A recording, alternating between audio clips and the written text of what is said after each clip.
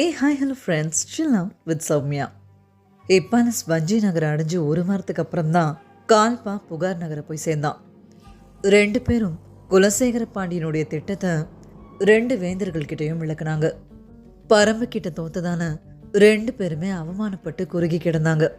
செங்கன சோழன் கால் எலும்பு முறிஞ்சு உயிர் பிழைச்சதை பெரும்பாடாகிடுச்சு. ஆனா பரம்படிக்கிற வாய்ப்பு பாண்டியன் மூலம் கிடைக்குதுன்னு தெரிஞ்ச கணமே வெகுண்டெழுந்தான். சோழப்பனையுடைய அத்தனை ஆற்றல்களையும் கொண்டு வந்து குவிக்க ஆயத்த நிலையில இருக்கிறதா அறிவிச்சான். ஆனா இங்க உதயஞ்சேரலோ சட்டுன்னு முடிவு எடுத்துடல. எப்பானஸ் பொறுமையா விளக்கம் கொடுத்தான். சேரனும் சோழனும் என்ன காரணத்துக்காக பரம மேல பணம் எடுத்தாங்களோ அந்த செல்வங்களை அவங்களே எடுத்துக்கிட்டோம். தனக்கு தேவை பரம்புடைய வீழ்ச்சி மட்டும்தான்றத குலசேகர பாண்டியன் தெளிவுபடுத்திட்டார்னு எடுத்து சொன்னான். தேவாங்கு, கொல்லிக்காட்டு விதை, பாழிநகர் மணிக்கற்கள்னு எல்லாத்து மேலேயும் எப்பானஸோடைய கனவு நிலை கொண்டிருந்துச்சு. அதனாலதான் பாண்டியனுடைய போர் திட்டத்தோட மற்ற ரெண்டு பேரரசுகளையும் இணைக்கிற வேலையில முனைந்து ஈடுபட்டான். சேரனும் சோழனும் பாரிக்கிட்ட தோல்வியை தழுவியிருக்காங்க. இந்த நிலையில அவனை எப்படியாச்சும் அழிக்கணும்னு தீவிரமா போர் புரிவாங்க. அது மட்டும் இல்ல, தன்னுடைய தலைமையில நடக்கிற ஒரு போர்ல அவங்க பங்கு எடுத்துக்கிறதே பாண்டிய பேரரசுடைய முதன்மைய வெளிப்படையா ஏத்துக்கிற செயல் தானே. ஒரு போர் தொடங்கும் போதே மறைமுகமா உயர்வை கொடுக்கறத நினைச்சு மகிழ்ந்தார் குலசேகர பாண்டியன். அதனாலதான் எப்பானஸை இந்த செயலை நோக்கி தோண்டினார். மூணு பேரரசுகளும் அது உருவான காலத்திலிருந்தே அவங்களுக்குள்ள சமரசம் செஞ்சுக்கிட்டது இல்ல. சிற்றரசுகளையும் சிறு குடிகளையும் வீழ்த்துறதுல இன்னைக்கும் பேரரசுகளுடைய படைகளுக்கு இடையில உள்ள மோதல் தவிர்க்க முடியாததா தான் இருக்கு. ஆனாலும் யவன வணிகத்துல கடந்த சில தலைமுறைகளா மூணு பேரரசுகளும் பெரும் செல்வ செழிப்பை எட்டியிருக்கு. ஒரு அரசுடைய வலிமைய ஆளுற நிலப்பரப்பு மட்டும் தீர்மானிக்கிறது இல்ல, அதோட இருக்கிற செல்வங்களும் முக்கியம்னு உணர்ந்தாங்க. அதனாலதான் முத்துக்கள் கொழிக்கிற கடல் வளத்தையும், மிளகு தொடங்கி எண்ணிலடங்காத வாசனை பொருட்களும், மருத்துவ பொருட்களும், விளைஞ்சு கிடக்கிற மலை வளத்தையும் தனதாக்கிக்க விடாம முயற்சி செய்யறாங்க. இத்தனை காலங்களா எந்த வளத்துக்காக இந்த மூணு பேரும் தனித்தனியா போரிட்டாங்களோ அதே நோக்கத்துக்காக தான் இப்போ மூணு பேரும் சேர்ந்து போரிட முடிவு பண்ணிருக்காங்க. இந்த போர் வெளிப்படையா எதிரியை நோக்குனது. ஆனா ஆழத்துல கூட இருக்கிறவங்களுடைய இழப்பை பார்த்தும் மகிழக்கூடியது. ஒரு பக்கம் பாரி வேட்டுவன் பாறைக்கு வந்ததுல இருந்து போர் சூழலை பத்தின உரையாடல்கள் நாள்தோறும் நடந்தபடியே இருந்துச்சு. இன்னொரு பக்கம் மழைக்காலம் தொடங்க பாண்டிய படையுடைய பாடி வீட்டு கூடாரங்கள் தென் திசை நோக்கி இடமாற தொடங்குச்சு. மயிலா கருவுற்று இருந்ததால அவளுக்கு கனிகளை கொடுத்து உபசரிக்க ஆதினிய வர சொல்லியிருந்தான் பாரி. அதனால அவளும் தன் தோழிகளோட வேட்டுவன் பாறைக்கு வந்திருந்தா. சில நாட்கள் அங்கேயே தங்கியிருந்தான் பாரி. அடைமழை முடிஞ்ச மறுநாள் பரம்புடைய வீரன் ஒருத்தன் பாரி இருந்த குடில் நோக்கி ஓடி வந்தான். அவன் சொன்ன செய்தி கேட்டு எல்லாரும் மலை மேல ஏறி நின்று பார்த்தாங்க. தென் திசையிலிருந்து பெரும் படை ஒண்ணு அணி அணியா வந்துட்டு இருந்துச்சு. படையுடைய முன்னணி வீரன் ஏந்திருந்த பதாகையில சேரனுடைய வில் பொறிக்கப்பட்டிருந்துச்சு. அடுத்த 10வது நாள் வடதிசையிலிருந்து வந்த படையணி புலிக்கொடி ஏந்தின பதாகையை சுமந்து வந்தாங்க. வந்து குவிற படை வீரர்களுடைய எண்ணிக்கை எல்லை இல்லாத விரிவை எய்திட்டு இருந்துச்சு. மூவேந்தர்களும் படைய ஒரு முனையில குவிக்கிறாங்கன்ற செய்தி உறுதியானதும் பரம்புடைய எல்லா திசைகள்ல இருந்தும் வீரர்கள் கீழ் திசைக்கு அழைக்கப்பட்டாங்க. வாரிக்கையினும் குழையினும் சில நாள் இடைவெளியில வேட்டுவன் பாறைக்கு வந்து சேர்ந்தாங்க. அங்க கருவூல பொறுப்பாளர் வெள்ளிக்கொண்டார் தவிர மதுரையுடைய அரண்மனை நிர்வாக பொறுப்புல இருந்த எல்லாரும் வேங்கல் நாட்டுக்கு வந்து சேர்ந்தாங்க. சேர நாட்டு அமைச்சர் நாகரையனும் சோழ நாட்டு அமைச்சர் பலவன்காரியும் வந்து சேர்ந்தாங்க. பாண்டிய பேரரசுடைய தலைமை அமைச்சர் சுகுந்தர் எல்லாரையும் ஒருங்கிணைச்சு வழி நடத்தினார். அமைச்சர்களுடைய சந்திப்பு நடந்ததுக்கு அப்புறம்தான் வரப்போற படைகளுடைய தன்மையும் எண்ணிக்கையும் முழுமையா தெரிய வந்துச்சு. அந்த படைகளுக்கு தேவையான ஆயுதங்கள், அதை உருவாக்க தேவையான ஏற்பாடுகள், உணவு ஏற்பாடுகள், பண்டக சாலைகள், மருத்துவர்கள், சிகிச்சைக்கான பகுதிகள், குதிரைகளுக்கும் யானைகளுக்குமான கட்டுத்தறிகள், போர்க்களத்துக்கான தேர்கள், அதுக்கான பராமரிப்பாளர்கள், மற்ற கருவிகள், போர் விலங்குகளுக்கான தானியங்கள், கூலங்கள்னு எல்லாத்தையும் கணக்கிட்டாங்க. பரம்புடைய தரப்புல பாரி ஒப்புதல் வழங்கினதும் சிறுபாணி நகர்ல ஆயுதங்களை உருவாக்கிட்டு இருந்த அத்தனை பேரும் கீழ் திசைக்கு இடம் மாறினாங்க. மூவேந்தர்களுடைய போர் பாசறை வேட்டுவன் பாறையிலிருந்து பலக்காத தொலைவில் இருக்கிறதால தங்களுடைய இருப்பிடத்தையும் மாற்ற முடிவு செஞ்சாங்க.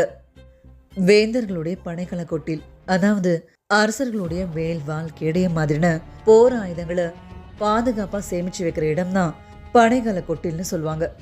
அதை வடிவமைக்கிறதுக்கான வேலைகள் தொடங்குச்சு.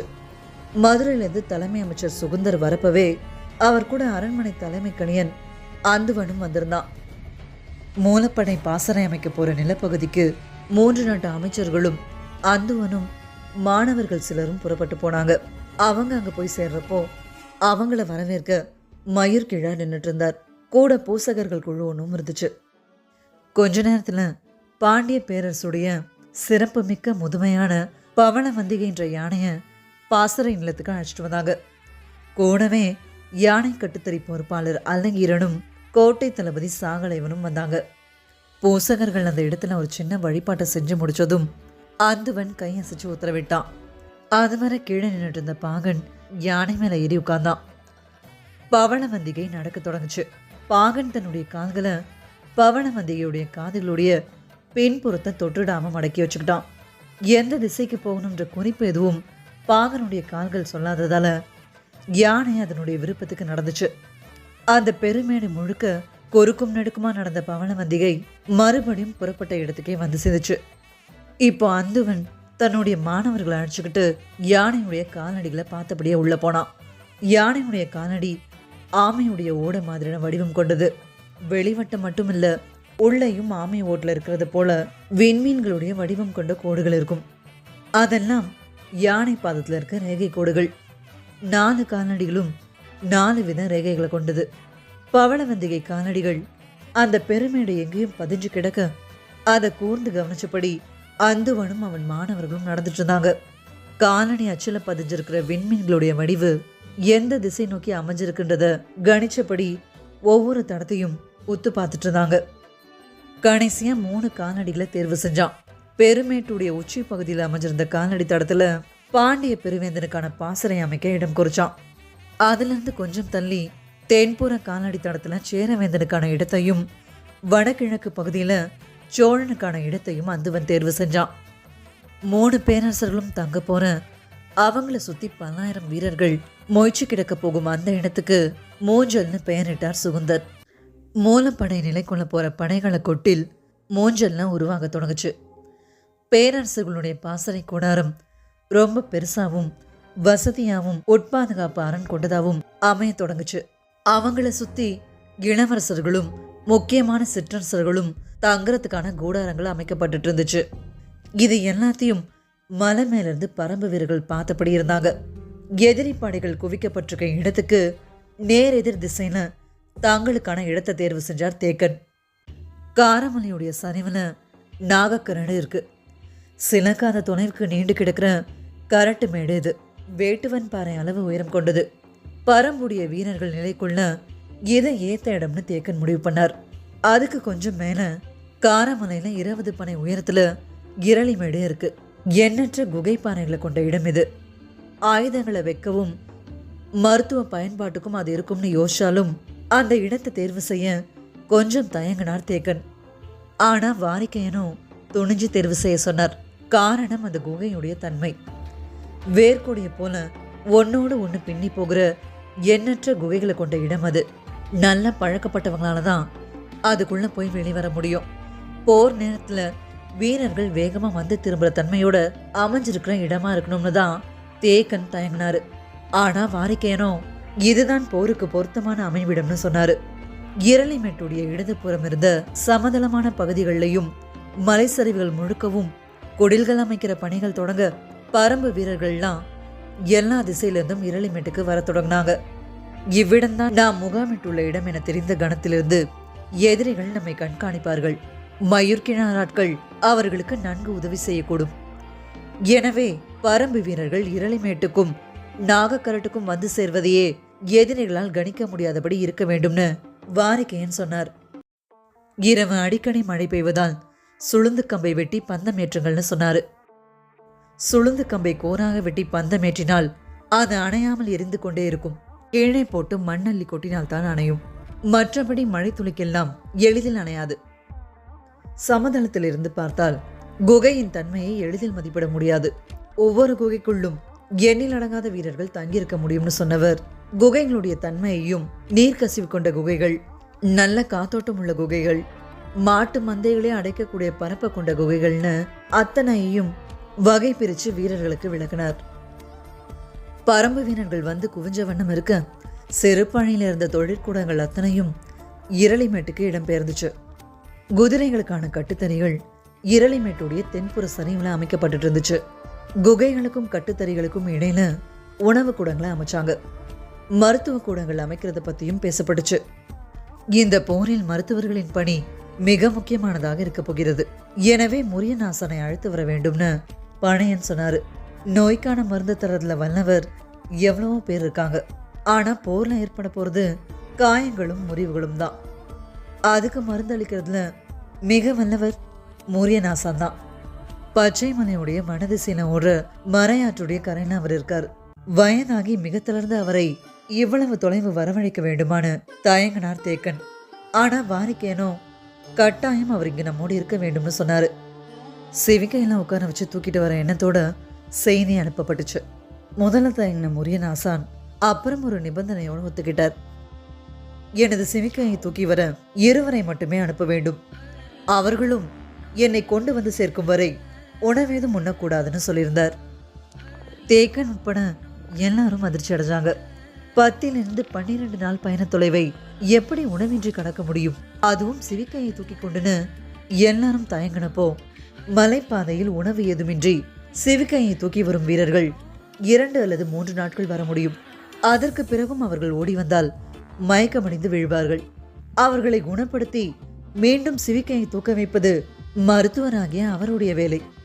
நாம் ஏன் அதை பற்றி சிந்திக்க வேண்டும்னு வாரிக்கேன் சொல்ல சரின்னு ஒத்துக்கிட்ட தேக்கன் வலிமை மிகுந்த போர் வீரர்கள் 2 பேரை தேர்வு செஞ்சார். ஆனா வாரிக்கேனோ அவர்கள் வேண்டாம்னு சொல்லி தோற்றத்துல எளிமையான 2 பேரை அனுப்பி வச்சார். 12 நாள்ல வந்து சேர வேண்டிய அவங்க 8வது நாள் காலையிலே வந்து சேர்ந்தாங்க. இதுதான் நடக்கும்னு வாரிக்கேனுக்கு தெரியும். அதனால அவர் ஆச்சரியப்படல. ஆனா மற்றவங்கெல்லாம் வியப்பால கிறங்கி போனாங்க. இது எப்படி சாத்தியம்னு எல்லாரும் பேசிட்டு இருக்க மருத்துவர்கள் கிட்ட இருந்து உண்மை வெளிவந்துச்சு. முரியநாசான் செய்து வைத்துள்ள திங்கள் மூலிகையை உட்கொண்டால் பல நாட்களுக்கு பசி எடுக்காது, ஆற்றலும் குறையாதுன்னு சொன்னாங்க. ஒரு மருத்துவனுடைய வருகை மருத்துவத்தான அறியப்படணும். அதனால தான் முரியநாசனுடைய வருகையும் அப்படியே அறியப்பட்டுச்சு. பரம்புடைய அத்தனை வகையான மருத்துவர்களும் முன்னாடியே இரளிமேட்டுக்கு வந்து சேர்ந்தாங்க. இன்னொரு பக்கம் மூஞ்சல் பகுதிக்கு மட்டும் தனித்துவமான பாதுகாப்பு அரண்கள் உருவாக்கப்பட்டுச்சு. மூவேந்தர்களுக்கு 3 பெரும் கூடாரங்கள், 3 பெரும் சந்திச்சு உரையாட மாளிகை வடிவிலான பெரும் கூடாரம் 1, வேந்தர்களுக்கான பணியாளர்கள், மருத்துவர்கள், உணவு சாலைகளுக்காக 3 கூடாரங்கள், போர்ல பங்கெடுக்கிற அரச குடும்பத்தினர் தங்குறதுக்காக 5 கூடாரங்கள்னு மொத்தம் 12 கூடாரங்கள், ஆயுத பயிற்சிக்கான களம்னு எல்லாமே கொண்ட விரிவான அமைப்போட மூஞ்சல் நகர் தயாராச்சு. கடல் போல பரவி கிடந்த படை வீரர்களுடைய வாழ்த்தொலி முழங்க உதயஞ்சேரலுடைய தேர் தென் திசையில இருந்த மூஞ்சல் நோக்கி வந்துட்டு இருந்துச்சு. தேருக்கு முன்னாடி சேர நாட்டு தளபதி தொடும்பன் குதிரையில வந்துட்டு இருக்க அவனுக்கு முன்னாடி கவச வீரர்களும் அவங்கள தொடர்ந்து அணி அணியா சேர வீரர்களும் வந்துட்டு இருந்தாங்க. 3 பேரரசுகளுடைய அமைச்சர்களான சுகுந்தரும் நாகரையனும் வலவன்காரியும் உதயஞ்சேரல வரவேற்க மூஞ்சலுடைய வாயில காத்து நின்னாங்க. சுகுந்தர் பாண்டிய முறைப்படி அவருக்கான வரவேற்பை வழங்கினார். உதயஞ்சேரன் மூஞ்சலுக்குள்ள நுழைஞ்சான். அரச குல முது யானை பவனவந்திகை மாலை சுட்டி வணங்கி தன்னுடைய முதுகு மேல இருந்து அம்பாரிலாம் ஏத்திக்கிச்சு. மூஞ்சலுடைய வீதியெங்கும் நிறைஞ்சிருக்கிற பாதுகாப்பு வீரர்களுடைய வாழ்த்தொலிகளை ஏற்றபடி தனக்கான பாசறை கூடாரத்துக்குள்ள நுழைஞ்சான் உதயஞ்சேரல். தான் நினைச்சதை விட உதயஞ்சேரல் இளமையோட இருக்கான்னு நினைச்ச சுகுந்தருக்கு அவனுடைய தோல் மேல கருங்குரங்கு குட்டி ஒன்று உட்கார்ந்துருக்கிறது ஏன்னு புரியல. அதே மாதிரி உதயஞ்சேரல் வந்த மறுநாள் சோழ பேரரசனுக்கான வாழ்த்துடிகளால படைகள கொட்டில் குலுங்குச்சு. புலிக்கொடி ஏந்தின பதாகைய யானை மேல தாங்கி பிடிச்ச வீரன் முன்வர அவனை தொடர்ந்து பேரரசருடைய தேர் வந்துட்டு இருந்துச்சு. தேர்க்குள்ள தந்தையும் மகனும் இருந்தாங்க. செங்கன சோழனுக்கு கால் முறிவு ஏற்பட்டிருக்கதால அவனால நின்று போரிட முடியாது. மற்ற 2 பேரரசர்களும் போர்ல நேரடியா ஈடுபடுறப்போ சோழ பேரரசர் மட்டும் நேரடி போர்ல ஈடுபடாம இருந்தா அது சோழ நாட்டுக்கு பேரவமானம்னு சொல்லி மகனின் சார்பில் நான் போரில் பங்கெடுப்பேன்னு சோழவேழன் கூட வந்தார். அன்னைக்கு மாலை வீரமுண்டா வாதியம் இடி என முழங்க தொடங்குச்சு. பேரிக்கையுடைய ஓசை எல்லை இல்லாத அதிர்வை உருவாக்குச்சு. எங்கேயும் போர்க்களத்துக்குரிய கருவிகள் இசைக்கப்பட்டுச்சு. அணிவகுத்து வந்த யானைகளுடைய மணியோசை பேரிக்கையும் மிஞ்சிட்டு இருந்துச்சு. வீரர்கள் வெண்ண பிளக்கிறத போல முழக்கமிட்டாங்க. வெடிப்புற்ற தந்தமும் விளைந்த நகமும் முதுகுல சங்கு வடிவ புள்ளிகளையும் கொண்ட பாண்டிய நாட்டு பட்டத்து யானை மேல அமர்ந்தபடி மூஞ்சலுக்குள்ள நுழைஞ்சார் குலசேகர பாண்டியன்.